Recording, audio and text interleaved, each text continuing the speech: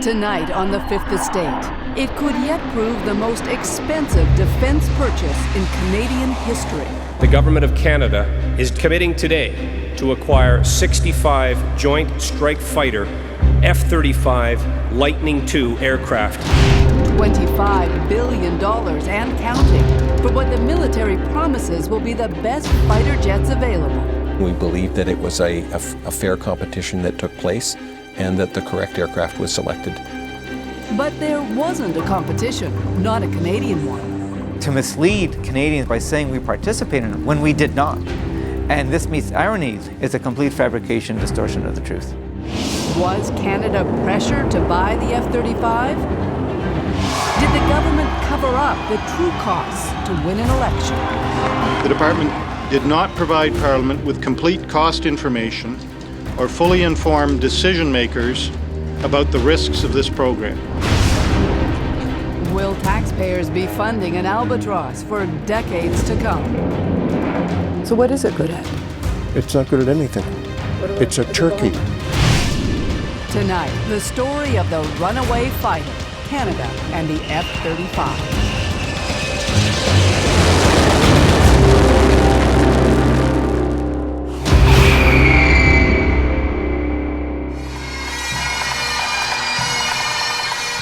It was a strange unveiling.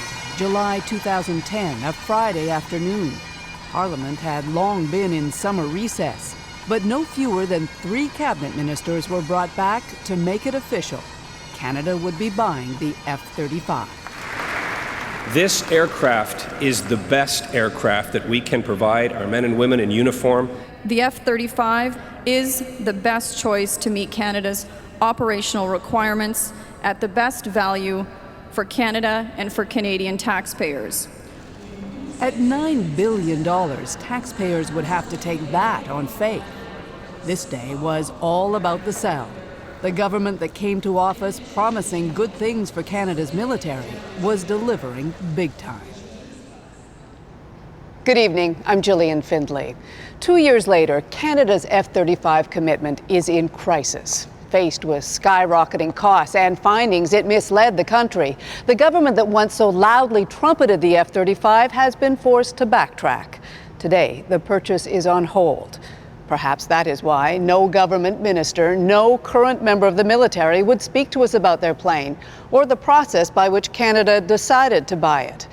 And that's too bad, because our story tonight raises serious questions about a procurement system seemingly run amok and a jet fighter the critics say will never live up to the hype.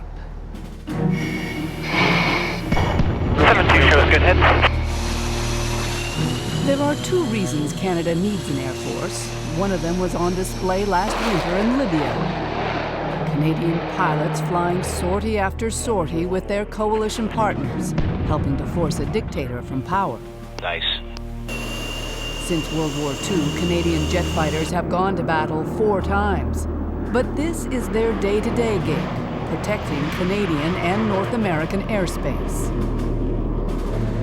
For either job, the CF-18s that Canada bought 30 years ago are getting old. The writing's been on the wall for more than a decade. And not just in Canada. Already in the 90s, with a generation of fighters coming to an end, the United States was thinking ahead. The Cold War was over, and the country's long history of runaway defense costs was facing fresh scrutiny. Your defense tax dollars at work. Why they seem to go faster than they used to, but not as far. At the Pentagon, pressure was on to do things differently. Instead of a new fighter for each of its services, the Navy, the Army, the Air Force, the U.S. decided it needed one state-of-the-art plane that could be used by all, and for all kinds of missions.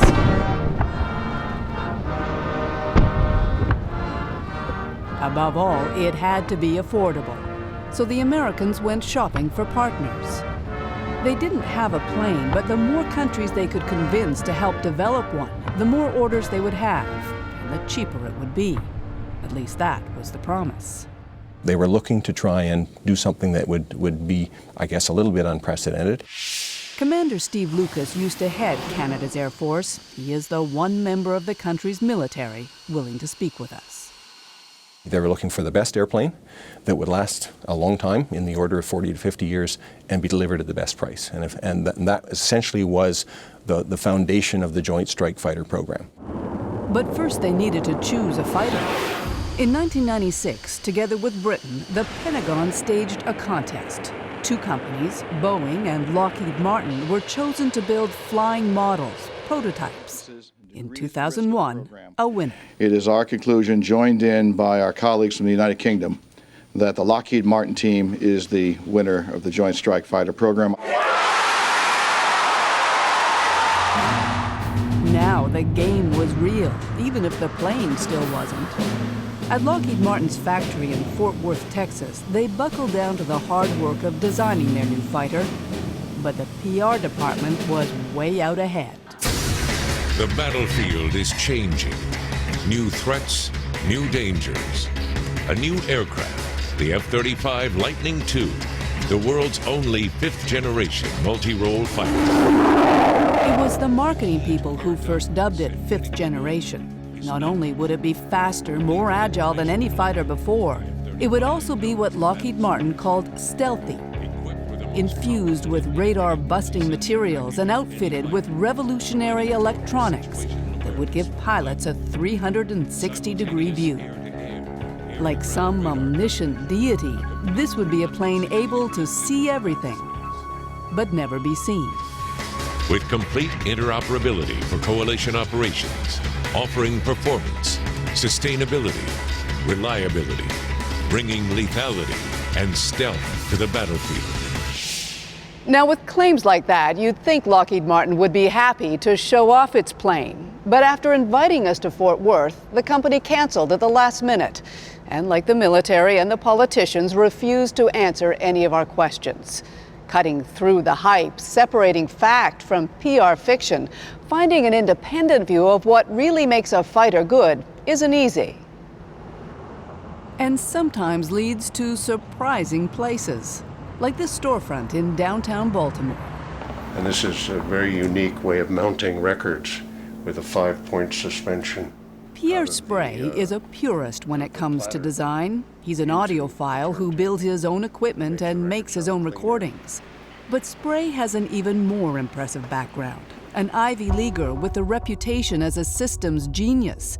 He was recruited to the Pentagon in the 60s and became a member of the legendary Fighter Mafia, a band of in-house rebels that set out to prove good fighters don't have to be expensive. In the 70s, the Air Force, the apple of its eye, was the F-15. Two-engine, great big fighter for its day, close to 50,000 pounds, super big radar, all the bells and whistles.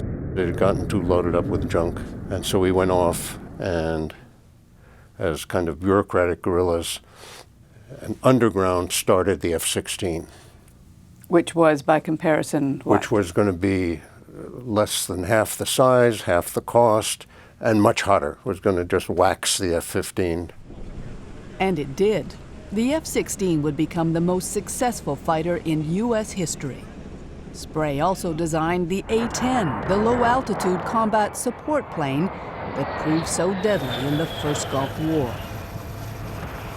Even in retirement, Spray keeps up with design development.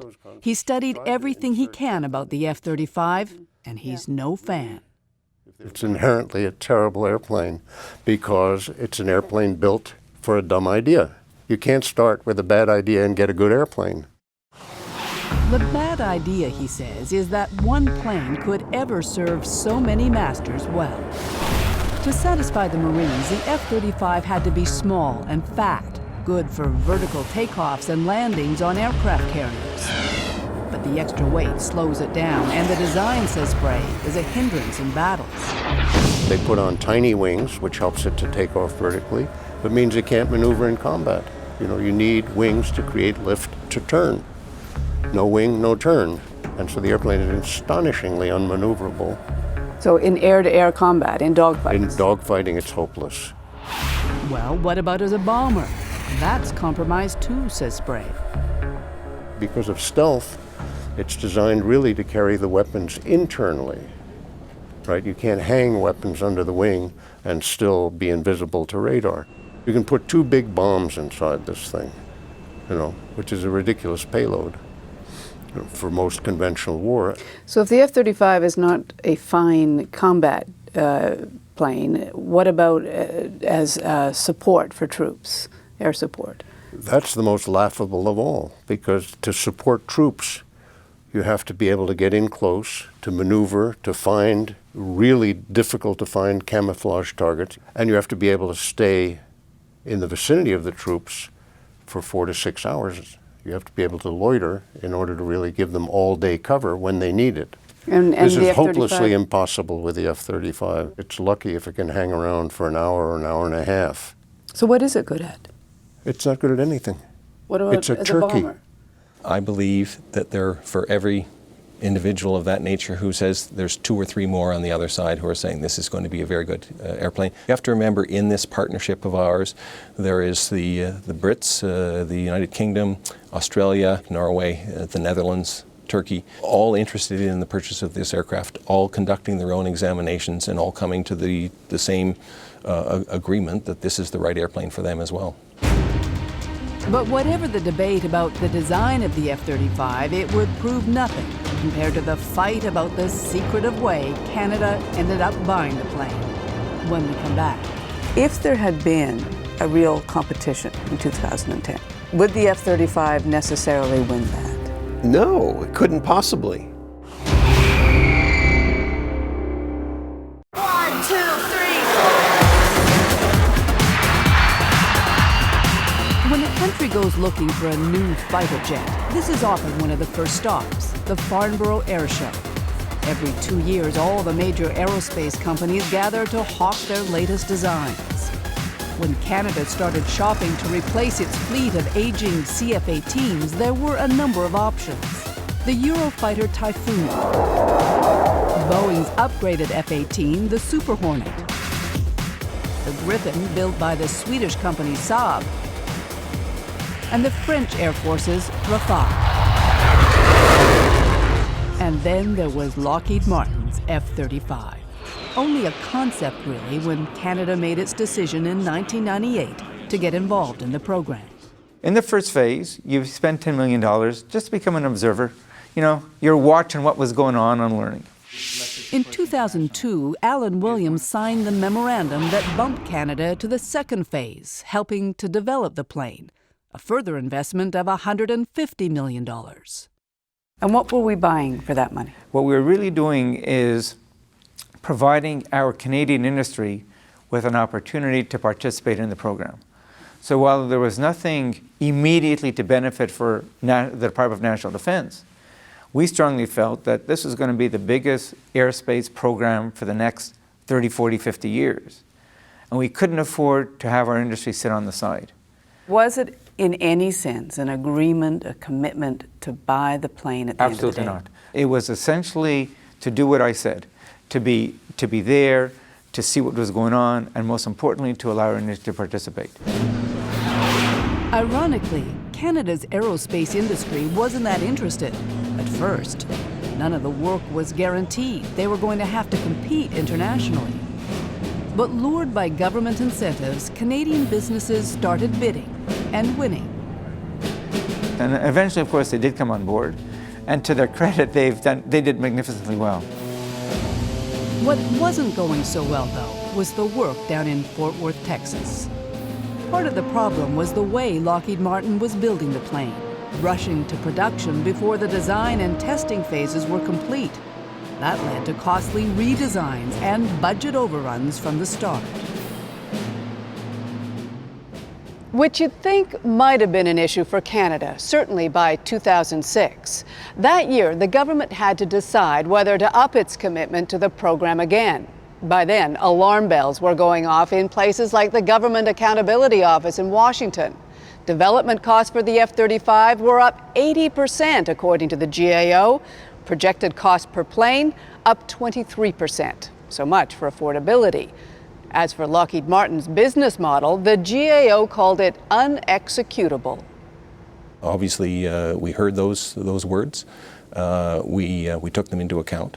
But at the same point, the promise of delivering on the best aircraft that would last for 50 years and be cheapest was still something that was in our minds. You still thought it was going to be the cheapest, even though the cost estimates were up 80%? There has never been a defense procurement program that was not behind to one extent or another, or over budget to one another extent.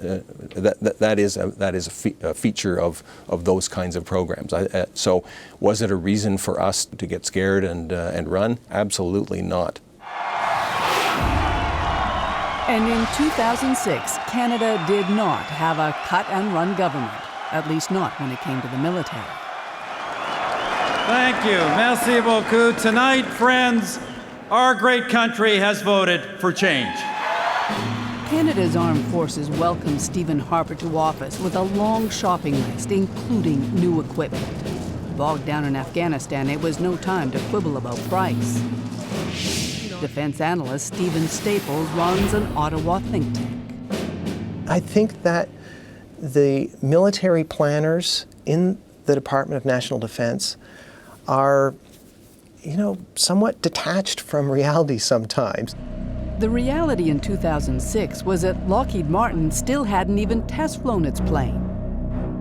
But Canadian pilots were falling in love with it nonetheless, spending months in Fort Worth learning all about the F-35 by playing Top Gun in combat simulators.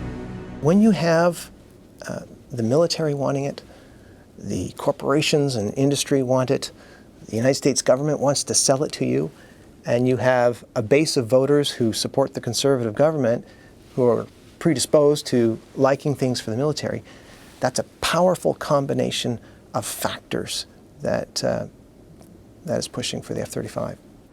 But no matter how many cheerleaders, according to Canadian law, any decision to buy the F-35 would require a competition, unless there was a compelling reason not to have one.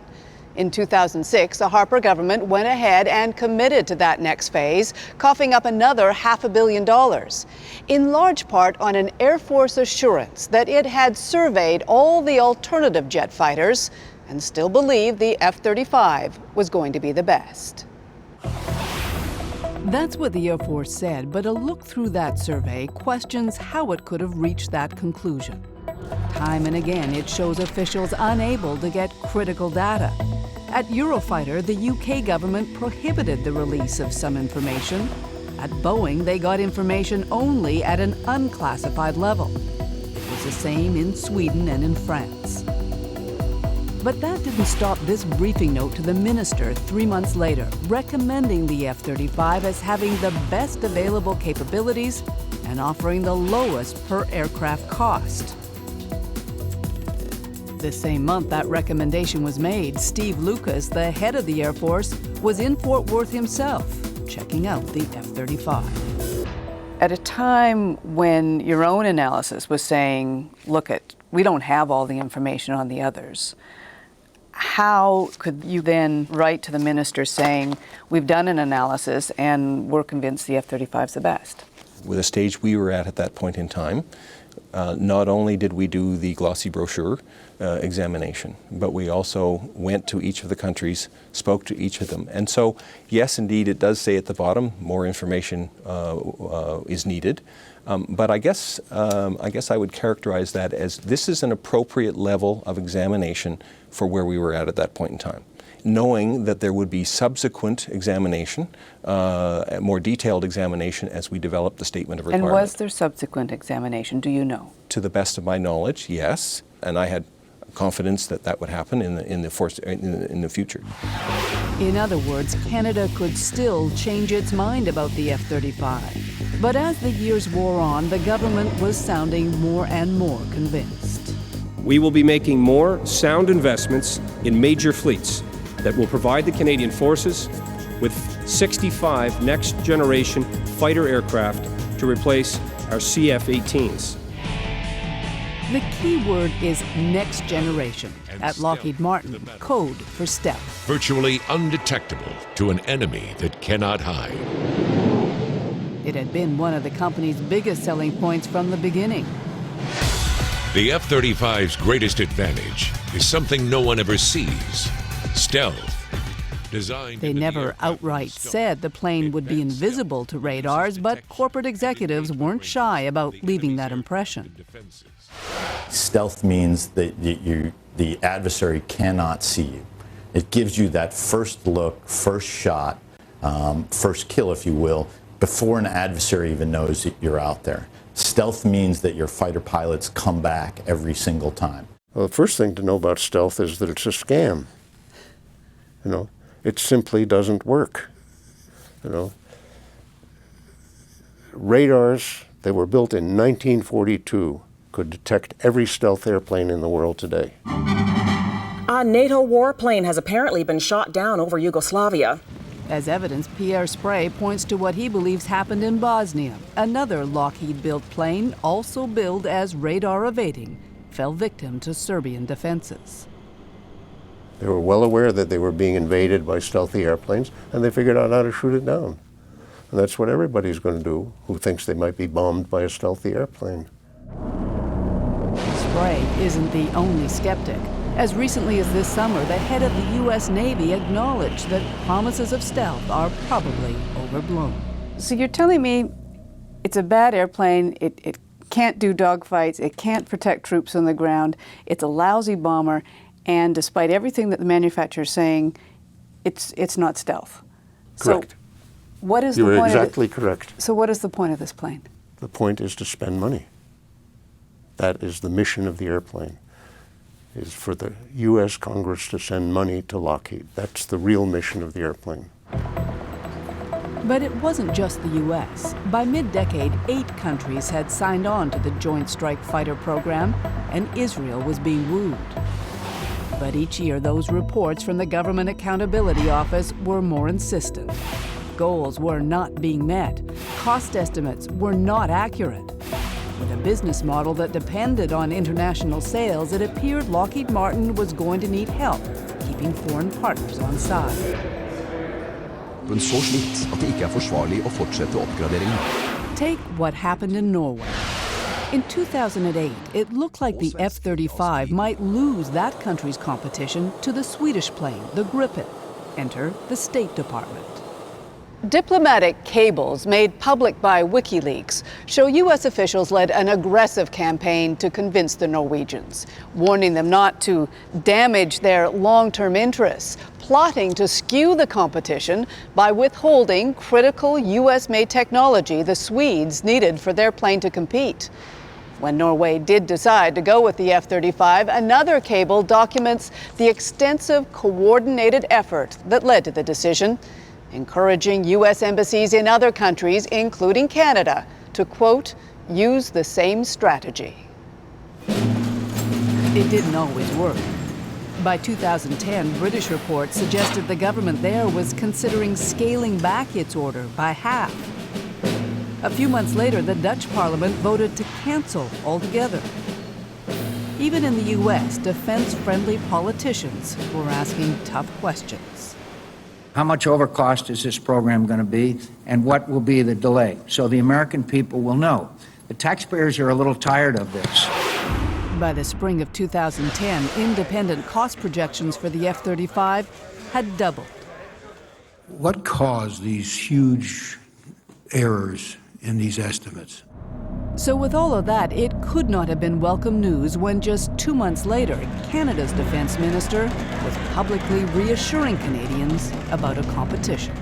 I just want to be very clear on the record that the reference to the next generation of fighter aircraft does not preclude a competition, an open, transparent one. When we come back, open and transparent. But what was happening behind the scenes? I mean, how naive do the leaders think we are? Do they really think we're that stupid that we're not going to be able to see what was done?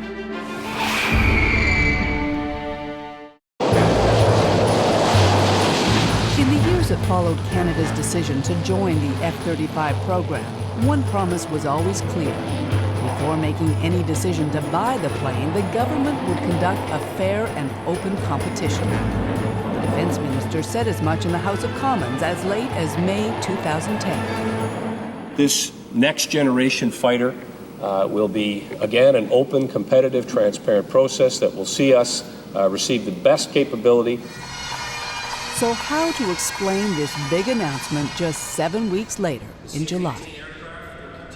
The Government of Canada is delivering on that promise, committing today to acquire 65 Joint Strike Fighter F-35 Lightning II aircraft.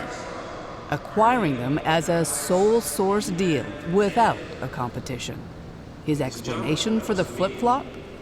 There was a competitive process.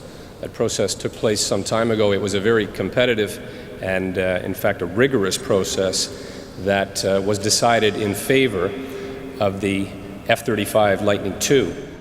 Lockheed Martin's Vice President Tom Burbidge was on hand to back him up. There was a very intense competition which included building prototype airplanes and conducting a flying competition in the endgame. Canada was an important member and part of that competitive down select. But hang on, let's rewind a decade. It is our conclusion, joined in by our colleagues from the United Kingdom, that the Lockheed Martin team is the winner of the Joint Strike Fighter program. What they were now calling Canada's competition was that fly-off in 2001 between just two companies with planes that were mock-ups, hardly more than models. More importantly, it was the Pentagon that ran the show back then with the only partner it had, the United Kingdom. The facts are absolutely clear. Only the US and the UK defined the requirements and made the selection. Canada was simply an observer in 2001, says Alan Williams. He should know he was there. This was an aircraft whose requirements were specified by the United States and the United Kingdom, and they selected the aircraft that best met their needs. So for us to simply say, to mislead Canadians by saying we participated in it when we did not, and this meets our needs, is a complete fabrication, distortion of the truth. Which begs the question, why? Why, after promising a fair and transparent selection for so long, did the government so quickly change its mind? If there had been a real competition in 2010, if they had carried through with the promise that they made, would the F-35 necessarily win that? No, it couldn't possibly. It would show up on radars. It wouldn't be able to generate a sortie rate that would amounted to a hill of beans. It wouldn't have the loiter on the battlefield. It wouldn't have the range. It wouldn't have the payload. Winslow Wheeler spent 30 years on Capitol Hill analyzing military procurements. Is it fair to say then in 2010 that Lockheed Martin and maybe the Pentagon did not want there to be a competition because they didn't feel Oh, absolutely. The last thing they want is a real empirical comparison using real airplanes and scenarios constructed by people not friendly to any of the participants. So what happened? Was Canada pressured to drop its competition? Did the government cave to please the Americans? Don't forget that in the lead-up to that 2010 announcement, things were not going well for the F-35. Defense analyst Stephen Staples. It wasn't performing so well. It was late. The costs were running out. International investors and potential buyers and governments were getting worried about, what's going on with this. So who are the closest allies on this? Canada and Israel. And those were the two really key countries, I think, that could give some good news. And in 2010, Lockheed Martin was desperate for good news about the F-35. And Canada gave it to them. Indeed they did. And at a time they didn't have to. When Canada signed those memorandums, it said it wouldn't make a decision about buying the F-35 till 2012, 2 years later. So why the rush? It was all to protect Canadian industry, the minister said. Every day that we wait, we lose opportunities to access the global supply chain for our industry. And our aerospace industry deserves that. Not true. Not true. I mean... Were we in danger of losing anything at that point? No. We were part of the program. As long as you're part of the program, you're part of the program. The MOUs are very explicit on that.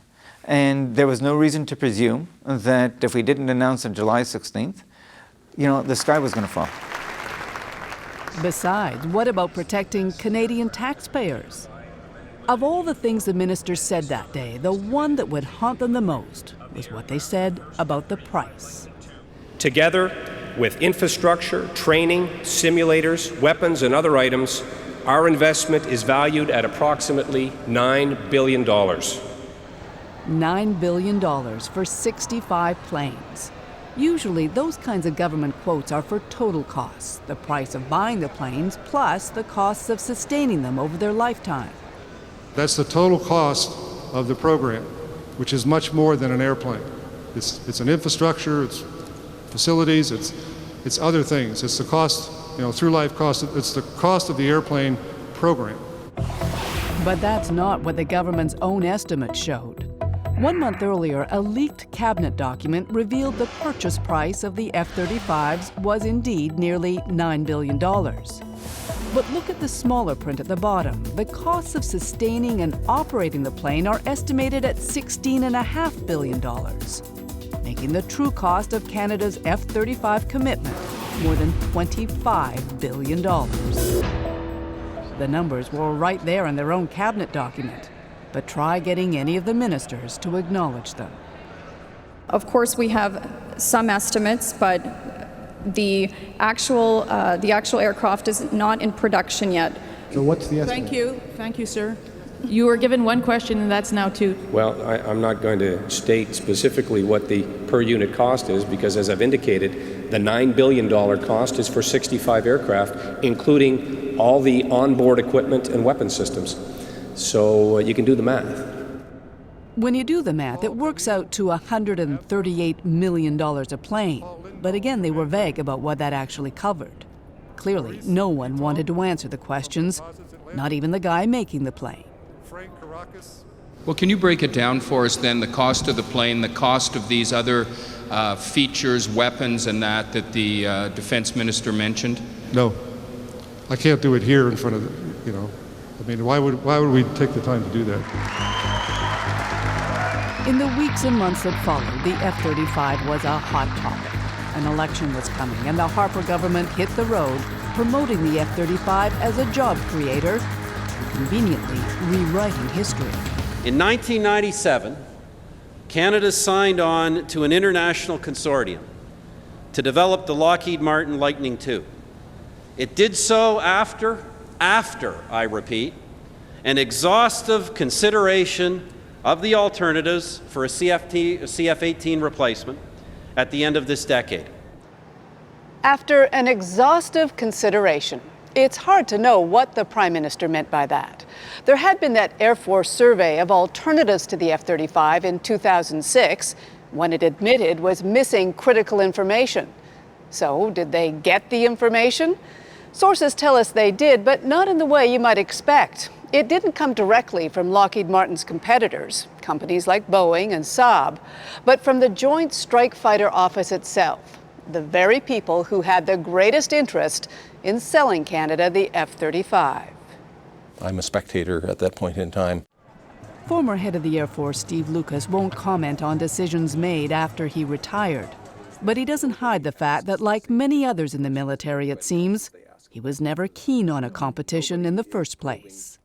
To hold a true competition, you would actually have to step back from being a partner nation. You would actually have to get out of the partnership to be part of a Canadian-style competition. What would have been the risk? Because I've looked at the MOUs, and I know that it says quite specifically that member countries are, first of all, not obliged to buy the plane. That's absolutely correct. And second of all, are perfectly free to undergo their own process in choosing whatever they want to do. Well, as soon as you step outside, you are no longer a partner. So therefore, you're at the back of the bus as far as it comes to delivery of the aircraft. You're probably going to end up paying more money. When it comes to on the industry side, your industry is now probably only going to be looking at providing bits and pieces for 65 aircraft or the offsets for that. Which may explain why the military took so long sharing exactly what it needed in a new fighter. Normally, that gets laid out in something called the Statement of Operational Requirements. It's what the military gives the Public Works Department, which then has the responsibility to source the best deal.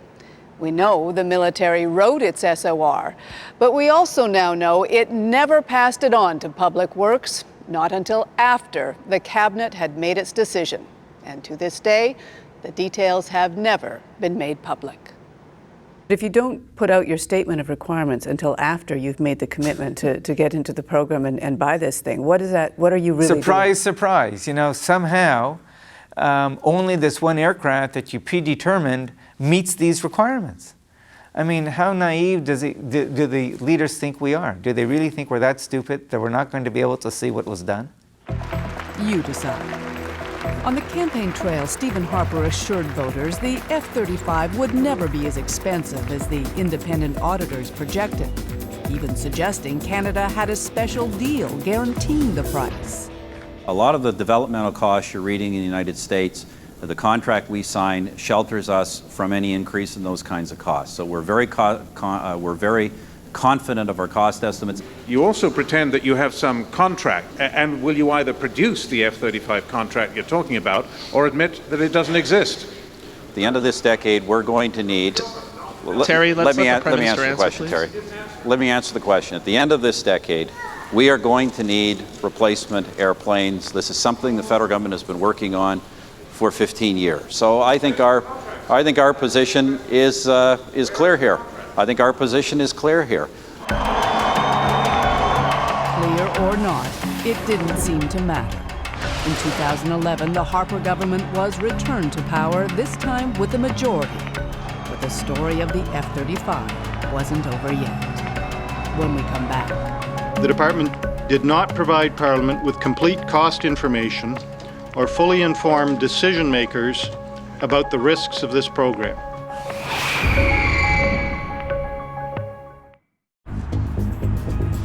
By spring 2012, Canada had been part of the F-35 program for more than a decade, had declared itself a buyer of the plane for nearly 2 years. Why is this government hell-bent on blowing the budget on a plane that everyone else is walking away from? The Honourable Associate Speaker, that's absolutely untrue. Even as the criticisms mounted, the government stood firm until one day in March. Gillian Findlay, the newly appointed junior defense minister, was sent out with a clarification. This means that we have not signed any contract to purchase aircraft. We have not ordered aircraft through the partnership, and even if we signed as planned, we will not be making any payments on the new aircraft for several more years. In short, all options are on the table. It was as if that big announcement back in 2010 had never happened. When you say a contract wasn't signed, why did the PM say a contract was signed? As if the minister knew something was up. 3 weeks later, Canada's Auditor General made it public, dropping a bomb on the government and its F-35 program. The department did not provide Parliament with complete cost information or fully informed decision makers about the risks of this program. Not only did Michael Ferguson blame the government for fudging the numbers, he turned on the military brass, accusing them of misleading the politicians. With cries that tail was indeed wagging the dog, the Harper government did the only thing it could. It froze the F-35 budget, took it out of the hands of the military, and promised an independent review of Canada's options. Whether that will now include a real competition, the government won't say. But former Air Chief Steve Lucas says that would truly be a waste of money, because everyone knows the F-35 is the best. This will be a great airplane. So you keep telling me, but I'm also listening to lots of people who have big reservations about that. I think, certainly as Chief of the Air Staff, I represented the people who are actually going to fly these airplanes, okay? The people who did the study in Canada were people who are very good friends of those who are ultimately going to fly these aircraft. They aren't doing it for anything other than a belief that this is the best aircraft. You don't get any prizes for finishing second in an air-to-air combat. Nobody wants to put their friends, their colleagues, into an airplane in a situation where they're going to come out second best if they have a choice. With so much money and so many years invested in the F-35 program, there are a lot of people with a lot at stake. But there are also some inescapable facts. Lockheed Martin is years behind schedule. Of the 60,000 tests needed to declare the F-35 battle-ready, only 30% have been completed. The company still insists thousands of fighters will be built, but to date, only 33 planes have rolled off the assembly line, all of them test models or training platforms. Last week, even the Pentagon seemed to finally be running out of patience. The new program manager told reporters the relationship with Lockheed Martin is the worst he's ever seen, that he had no more tolerance for bailing the company out, and only reasonable confidence the company could deliver. Former Pentagon design expert Pierre Sprey isn't surprised. I guarantee you by the time all the failings of the F-35 have come to light, if Canada is still buying it, they'll be paying $200 million plus. $200 million plus. Plus. Because among other things, of course, the quantity, the promised quantity will never happen. Right. Nations will drop out. Lots of people won't have the money to pay for it, both abroad. And the U.S. is going to keep on cutting back the buy. As the buy cuts back, the cost will go up and up. As for Lockheed Martin, it says as far as it's concerned, the Canadian government's order for 65 F-35s still stands. The Runaway Fighter has not run away yet. Now, as we told you, over the course of preparing our story tonight, we requested dozens of interviews with virtually every senior government and military official involved in the F-35 program. We're going to leave you now with a list of those who refused to talk to us. Take a look, but don't go away. The Fifth Estate will return after the break.